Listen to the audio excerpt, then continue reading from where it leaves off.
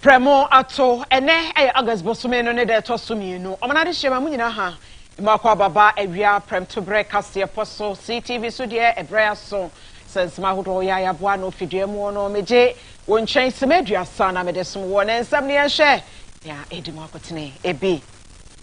IGP Owura Akufo Dampare e de ato Ghana fo anim wo se yete asam a Ghana fo nhwe se obefefia asem no hunu mu nukre yie ewu se ya mpa ansana ya kebi gamanche e de ato Ghana fo nyina anim wo se eduru December bosome no a ubia emfirifie waka ye dodo mu nkoto aba ema kabi mame nkebia mamu ye wo man mu no emfa netima pemfra yewi na ya ko Nigeria man no emo Nigeria man no mayo ye kire esanse wo kire se o man no mu aye den dodo nanso ekwa wi a kire no nipa dumiensa e na afam awu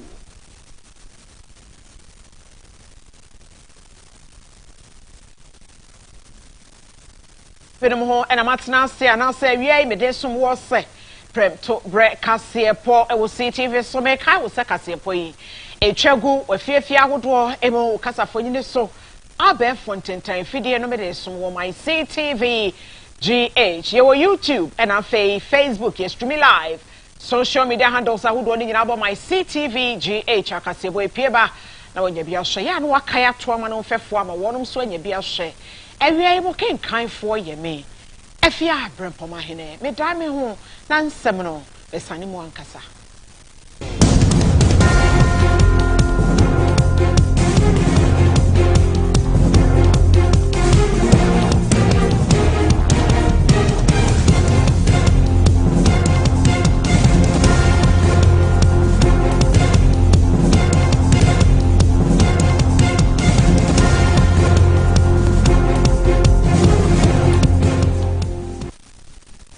Ebusia frema munina kwa ba fei ensem no ankasa eni ye hyase efre aposifo akache esanse osahene ya oda aposidom no ano Owura Akufo Dampare George Akufo Dampare wode ato Ghana fo ani mu wo setika kire we ebokro yese so de yemfa mu man enti se kwabasa Ghana fo te asem bia yemisem ansane ahyase e de akini The sponsors, both financial influence and others of such people. Let's deal with them in two ways. Through the principle of moral persuasion. Because some of them may not know. They are just being used for the parochial limited interest of an individual, a group, and therefore they just carry along and read. Persuasion will help some of them to get out of the trouble, even including some of the sponsors of these activities, when their conscience are pricked to the fact that why do you allow a personal limited interest to override a national interest? Because your personal interest, when it survives and the national interest collapses, you have no interest. And if they fail, through the art of persuasion, work with us to use the full force of the law to deal with them. Because such people, God will be happy for them not to live among us than to be among us and destroy all of us. Then the next leg, which I've always referred to in the 1990s through an advert newspaper, an advert on TV when we were growing up. They say, water no get leg. It be PVC pipe, they carry out. The manufacturers of this fake news, when it becomes a product, it has no leg to go to the market. We become the PVC pipes that carry it to the level that it becomes spread and it goes viral. So we need to look at ourselves and see that if there is a fake news, disinformation, misinformation, and it is spreading all over the place, we are responsible. So if we are responsible, how do we deal with it? and that brings to the fore the concept of critical thinking. 4 key layers. The first point is that it is noted that sharing is caring, but when it comes to misinformation and disinformation, sharing is not caring as soon as you receive it. Abza for yen so so na yen ko Ghana nche aso ye sanse wode ato Ghana for ani mo se Yankopon ya dom na December abato no edra Ghana for mpie yen soro waka ye dodom na yen koto aba ne basa ebeboa mo me kabimam kabia mamu a ye kura mu afre tetentre de abesi ne no etumi ejina ne nai so sa. Through the act of voting that we participate in this governance process of our nation, ensuring that those who lead us are accountable and that our views and interests are represented. However, democracy is not just the act of voting.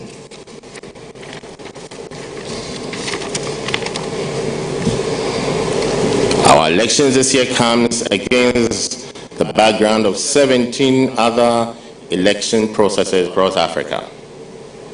And as we try to consolidate our developing democracies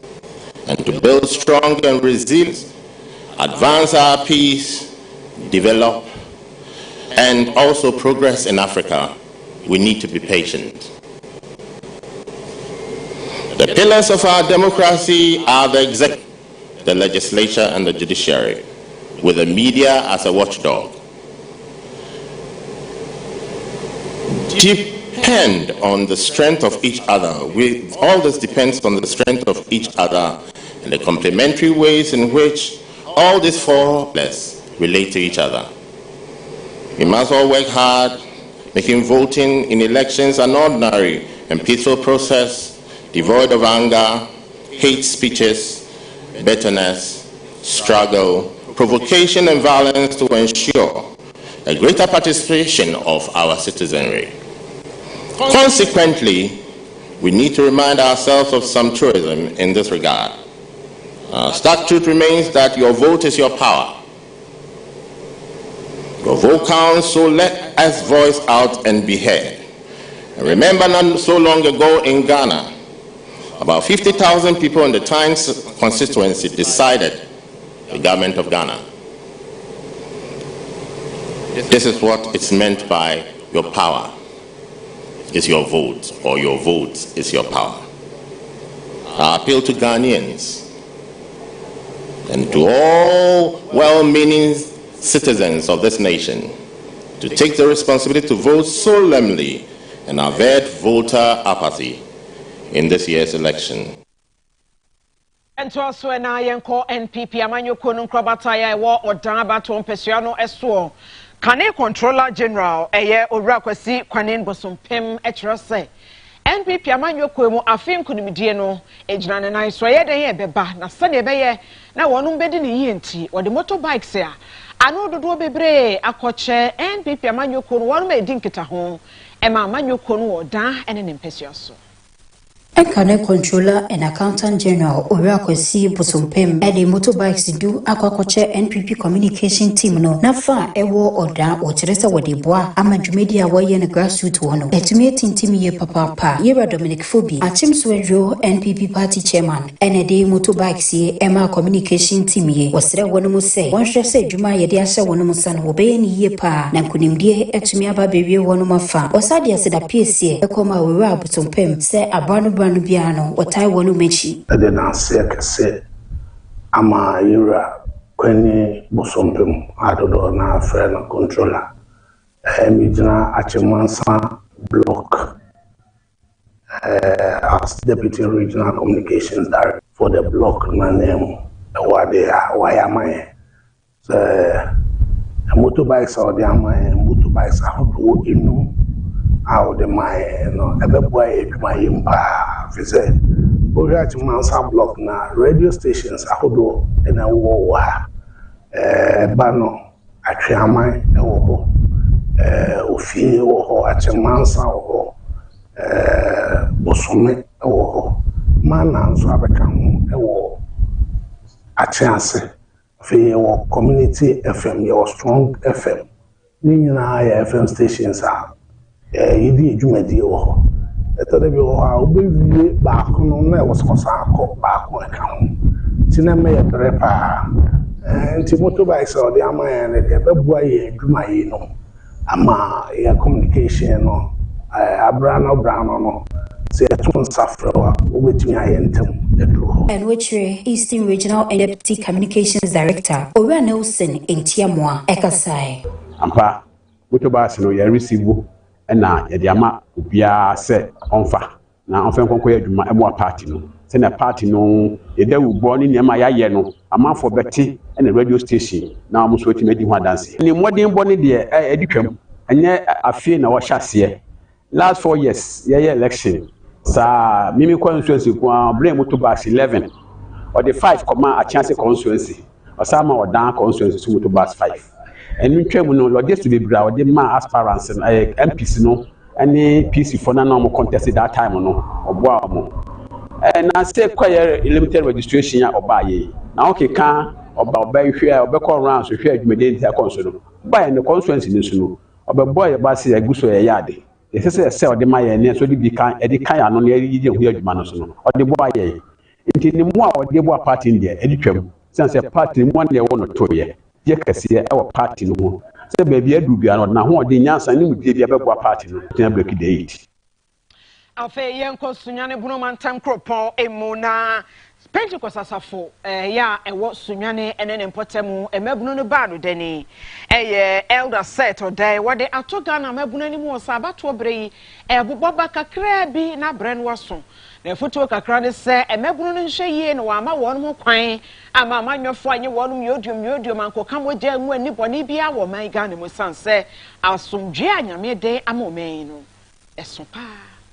Ochire se emfasudie bebre na ebeba so se mebunu no de wamodin eye nyamenyuma wobesan so anyemu nhira sense wobekwa kodi amanyefuo bi achi a wode wonum beye wapede no wahye wonum kutupa ama waye niema ense na emfata wosre se wonum ntie nsem a woka no na wonye ne sa pepepe sanse abatwe eya ben na amanyefuo bi no de dodo na ebeye wapede a nwe kire no wobekwa kowie no wo hu na ebekire wo yie pa filidi edi nsem yitudwa baba the church of Pentecost Sunyani Industrial District 4 Youth Ministry no odi wonda we are back to the obutu e de ma yem bekunu na ne se omo hwe yi na omo ama obibia me dada wo bikatwe bi na ni no uni ni ebi no bi na tete ahodi na anyakopon di adu mo obodo ahodi no efaso ni se ombetumi etumi bia yi tuma no mutumi di ahodi ni se ombetumi di sua de no bekunu bibia ombetumi omosuso etumi di acheche bi no tenia the Bible says that we sua ye no eni no ye wa abato afi wo no nya ye hwe eni se mebunu na be ni se omo de omo be batare Bible adisue mu na omo ma nia ma ye cheche omo wa sori no ebe break ewo mu adie mu omo from who for politics yen kan jo mu nye politics badu ya se obi a me dada o e ma wo ko ye strategy a da bu bi e ba ko ha abreo Pentecost asori na maybe ni ye timi anya mbebunu a ya cheche omo in a day, I want to meet with you. Yeah, friend, the county. If you have can do you now, that can meet you. I saw you know every day. I was saying you a jar you no more content is perfect here. A woman you have to be your it will show you far now. Now what you do with the idea now, they say, you are seeing Yamsu Pai is the members, no and I think so. They almost me up for none near my church or almost me up for Danny. Actually, Obibia or now we are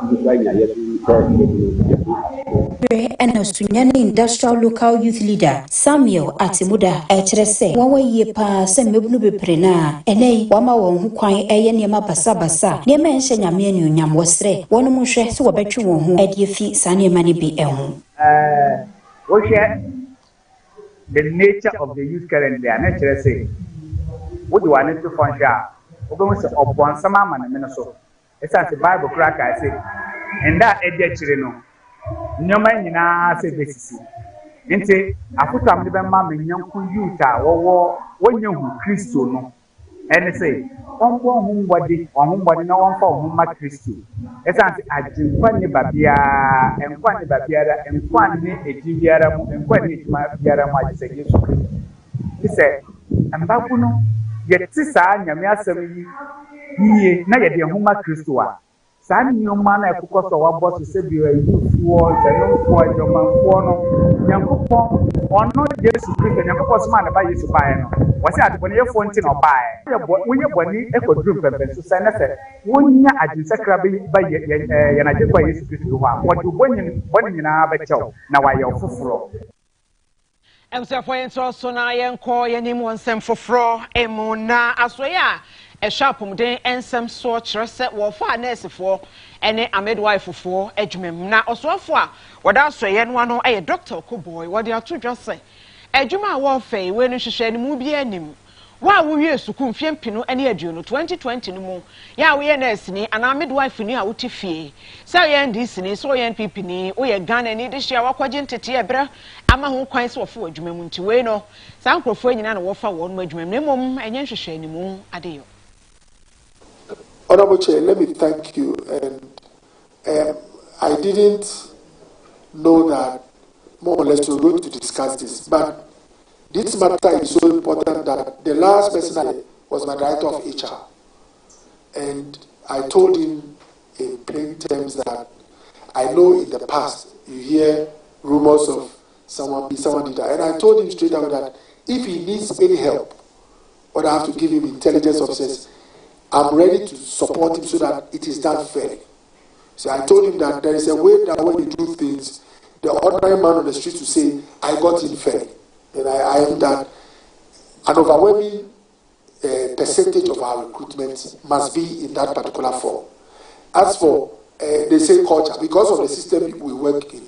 I mentioned Honorable Bagui because he's my father. If Honorable Bagui calls me the doctor, there's a nurse at my constituency. He settled for 4 years. Because of our setting as a country, sometimes you ask, what do I do to support that person? But an overwhelming percentage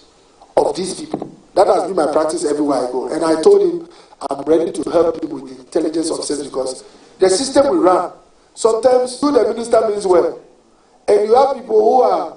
probably outside the system or in the system, know people, and they have their own mechanisms of trying to undo the system. So that's why I told him, let me know how I can help you. Because I'm not interested in making money from this process. These clearance, it's supposed to target largely those who finished in 2020, did their service or rotation in 2021. But what has been happening in the ministry is that over the years, when you give clearance for a particular year, the last one that came, which was also in the thousands, was for 2019. But some 2020 nurses, those who committed, were engaged because not all the 2019 take up the post. Some move into other professions, some might have emigrated, some for some reasons might not take it up. Honorable Chair, so even some 2020 nurses who are the target of this clearance are already working and employed by government. We are first going to give the opportunity to the 2020 nurses. And then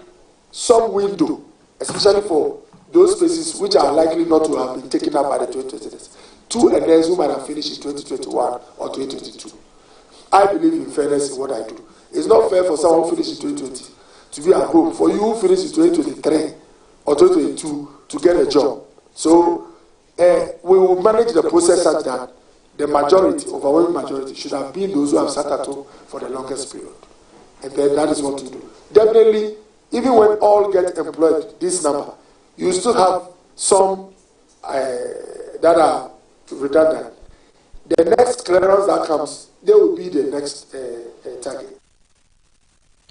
I was for yen so na yen ko yanim wonsem foforo emu na insuatre kro no ade hye aka won ho abomo atiku ya ne din ene insuatre man concern citizens association na wode ato ye semtroni animu se kro no akwan ye wo kro no nyina anye apratete pansam insuatre kro no so yenim se enye kro mu no eye kro dadadada tetete kro enti akwan na enye no kwasem ne ahampu ntusem e okronum ya wo fra ban se wo mra mehwe krono na wonye won akwan ema wo. Ensortment Concerned Citizen Association ye eyekua wonuma ewumu Ensortment Concerned Citizen Association ye wadehia ye wa prochire ewo som ahoduo mu enedom na wonumu echira amanyeko bie ni wanensa ehyasie na wonumu de wohwe na enese wo pempuntuo ede aba sunyane West Mensini ye wo bono mantemu ensentwofo enhyiemu ase ye koso ewo ensortre ena ekoi twetwofo peni ede wonumu hawo bebire na etudwa eye owura mark amponsa tebiri wokyere se wonumu komuni de wo hawo no edoso pa wakwan akwan boni pa wonumu hu bida enti wonumu hwe sempeye bibidi afa ho sanse wonfude ne kra no wontimi fa nkodwa so enkoton esan akwan boni enti wo pesem panifo hwe na wo ye bibi ede fa ho ema wonumu enimenimi ya ya ese siate e fa na ki ya yeche no yenge ke juri ya bida yebe e fa sanitisi you problem ya ese siate ba ya na so bola container e fe bola ki ya yehu enti ama ya hu ti so e wo fo e no so e how ba ama kai ya ti ko ya ejuma e fe ejuma Kuno wabu ye jumaye enti ane eniyama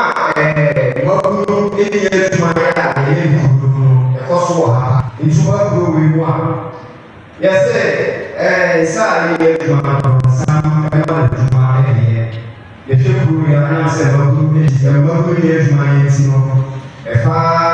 korobon kete efa eniyama bia ese faka ai Afia koso e wo na yesanga ajesi siwa ane etiha yese kanwase yakman ya Afia emre bia ye akwan wa akwan ye repair na esikobia preko de video kutu akwan ye repair na ne awa enso yakman ye ni peka ntisi akwan a wo no enoa ne akwan a yebusu a yebusu enti se bidia fu ma ba ni opportunity na wo fa akwan so a wo se akwan na otutu a yebusu and which was say ahunidie nsem nso enkoyi kra ewo wonumu mpotemu ho na Ensortment Concerned Citizens ya wonumu wo adana se akwantu mu ninano wo wani so ade hunu kese ne mu a obeye ede ama wonumu kuno nanso akampanimfo ade a wonumu ebeye na wonumu nso asom ede mpuntu a woni na wo hwehwe no ede aba ase let's say ye abusifo anani na wa ma ni a nyamya ya ko de credit oba bebo apo sina ne wo so opa aba icon no enti e fa usiatre ha na na fa o pe bi ane se wo ni problem a usiatre usinafo mo buti atom machine aba ayi na e pe ko ya eni ya eji na pa efise so bi a na se e ba butu se ba ne ko hospital ina sa pa ni enti how baby ever how baby better say miscarriage a beautiful baby 8 more M4 and asa there ya kai ye dey no to chenya akwanti accident ya abere na siatre koso Afia yenkokwo eduam we na wade afutuo ato kwawaduam wade hye abana so Ghana-fo nyina so se eni yade wo hoi enya de obetumi de ato adi agro ana wo de agro ato pre abana ye yenti obi ama nani ho ehia no pa Dr. Nasif Mohammed Yowo Ghana Health Service Headquarters I Department and a dear footway Ekwamako Eduamwa any Ghana for Addition in our day. Afia Biano Wankosha Winnie Crano, Nanyam Pembako, Sansen Betimi Abwa, Aman Penifu, Yadea Hudwa, a war wininimu. Now with me, Ashese Enko Jinsem, Anase Enko Fanny Frye Biano, Emre Wonomo, Dr. Nasif Mohammed, Edin Semi to Ja Wabra, Rampehine Yowo Eduamwa, Eshe free ice cream, Ma, and Nipa Bibrina, wɔnom ɛwɔ kuro no so Afia screen in nature no ɛbɛtɔ dwa sɛ adehye bebre na ɛwɔ ni yadeɛ ɛno ɛna wɔde afutue ɛma wɔnom sɛ ɛyɛ cataract ɛne glaucoma no ɛbɛtumi aba bɛgye nsɛmpa nti wɔnhwɛ sɛ abra no wɔbɛkɔ asopiti nipa bia ehu behia sɛ at least 1 year wɔkɔ hwɛ wani ofa ye ba ha sɛ ye hu conditions bebre for mpanimfoɔ paa no ye hu sɛ bebre na wɔ cataract ɛna de ehu ne sɛ cataract ɛno ani tɛ ɛtɛna ɔmo wɔ no ye hu sɛ bebre na ɔmadwen yɛ ɔmo sɛ ɛtɛ no ye ɔmo na ebi mu de akɔ hospital ya ka kyerɛ ɔmo sɛ nka bɛwɔ tɛne fi ɔmo ne so na bebre na ɔmadwen yɛ ɔmo sɛ ɔmo kɔyɛ a bibi bɛyɛ ɔmo nti yes anytime echichi ɔmo kyerɛ ɔmo sɛ to wɔ ni so na okoyi tɛne fi wɔ ni so a ɛnyɛ adeɛ ehu bia ɛna bi mu nso wɔ a ehu sɛ glaucoma ɛna wɔ glaucoma no ɛno na yɛfrɛ no any pressure no na mu glaucoma sɛ ɛbɛ wɔ ni obi ani so a na sɛ wɔ ni so a ɛno sa no bibi enu a ebitumi ayɛ a ɛbɛma bibi ani na sɛ edu ana ade hunu aba fam edu no ɛbɛkɔ n'akyi nti ɛno de ehu hia paa sɛ ɛbɛka twɛn mo sɛ wɔ glaucoma ɛwɔ sɛ eduro no ɛnsɛ sɛ wodi ho agorɔ no hwɛ ɛna na yaw anchampon ya wɔtɔ so mienu rempɛhene yɛ wɔ kwawu aduamoa a wɔno asa so yɛ kɔfa bae wɔda ankoma andafo foundation ano ɛde nsɛm se ɛto dwa ɛspane nsuo yɛ a mewɔ kuro mu a meba kwama yɛkɔnom subiri sɛ nsuo no kɔsiare bebree ani no ɛfi nsuo mu nti nea mɛsrɛ sɛ yɛbɔ mmɔden sɛ yɛbɛpresɛ woyɛ amayankonya ɔhaw wonya ɔhaw no wani ɛyɛ wo yɛ a ɛdɛ ne ɛka a wobɛte wohu no wakan wohwɛ nnipa bebree wani yareɛ ɛso ne nim sɛ ɔwɔdeɛ nti ɛtwentwɛn so a na akɔyɛ kɛseɛ na apia ɛho ka akɔyɛ kɛseɛ nti yɛhyɛ aseɛ saa bere a ne yɛhu obiara ne gyinabea ne yɛhu anamɔ a yɛbɛtu akɔ ahodaakye kyerɛ yɛ project for 150 bɛdɛ bɛba agye nsɛm yɛnya bɛyɛ kɔ nipa 300 yɛbɛtwɛ wo nyinaa ɛwohia space aduro yɛatwɔn ne yɛde abrɛ wɔn nti yɛbɛ take care of all the 300 from investigation wɔn sɛ bifi nkwatia bifi abitifi bifi pipiasa abɛdwane bi amoafoɔ no nti yɛnyɛ future no ɛsɛ sɛ yɛtu anamɔ kɔ other towns no ɛde boa yɛbusua afɛde adusoɔ ɛyɛ dwadie ɛne sikasɛm kaseɛ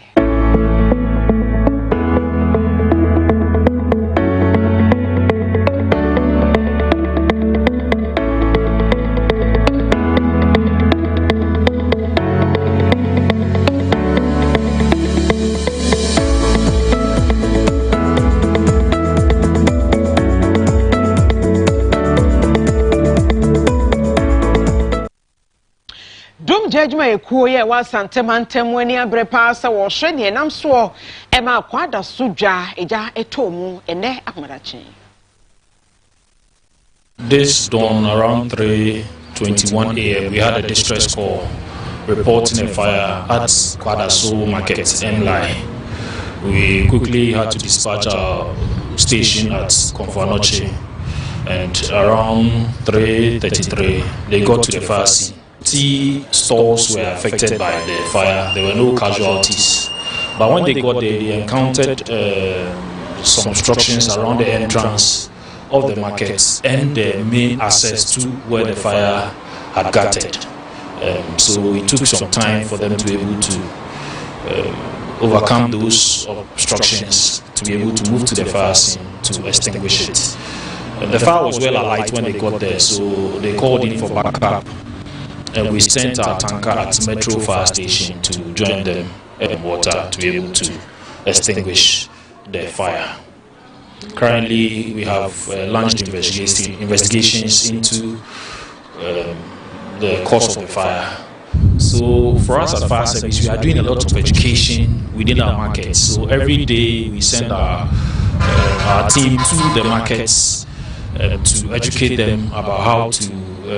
ensure that there is no fire in the markets, how to prevent fire and all that. So for us, that is what we are doing. And we also at the district level encourage the market owners, which are mostly the district assemblies, to invest in putting up structured markets, planned markets that can have fire devices and firefighting equipment in it, so that some of these things will be a thing of the past. We keep on engaging the authorities in that, because without access, it becomes difficult for us to gain access into the markets. And you know, when you go to the markets, most of the available spaces, people want to use them for business. So we keep on encouraging them to ensure that the accesses within the market are free from every form of obstruction, and so that it can help our response when there's fire. When we got there, the fire was well alight. So this gives us the indication that we were not called. The call was in place early. Normally, every fire starts very small. So if you call us, looking at the proximity from the fire station to the place, it took us a very short time to get there. So if they had called us early, we would have gotten there early to salvage the situation. So it has to do with calling early. That was where the charge, even though the access delayed us a little bit, but if they had called us early, we would have been able to salvage a lot more. Afia yanko amnane nsemu.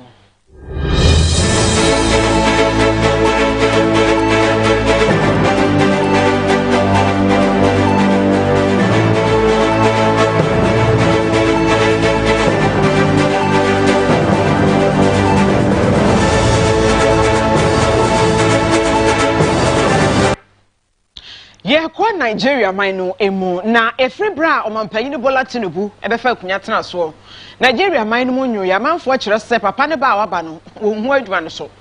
enti ama omanfo hena poto won ho pa ekom kwankom ne hia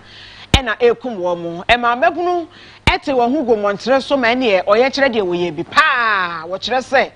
Nigeria mainu mu aye de wunya aduane ni fu abo so kakra na nka aban so asene no subsidy no aban ase ye afiri honom se na de na ekoso yi ti da wo so wo mti wo hugu emontre so se ne mrama wonom kwan ne pepepe nanso araho sem ne se kwawie akire no nipa dumiensa afamu ahwere wonom kwan Nigeria police for kire se nipa dumiensa ewuo no emu 9 bomb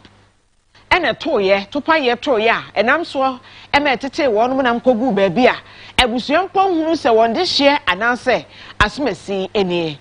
ama Nigeria famo baby mekire etifidu famo baby aban kire se wode nhenda ato wonom so sanse emebunu no aye tintintinti monko a omusi twan entina ewo se wonom de nhenda eto mebunu no eso na sa protest na ekoso no ni nyina no etmi abrase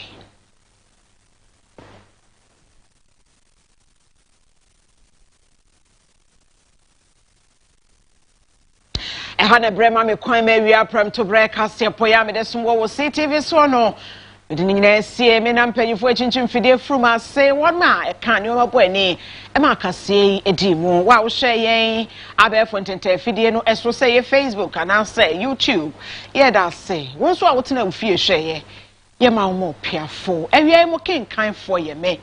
Afia Brempomaa Hineh nyame ya adom a ye besen hia brepem ye dinkra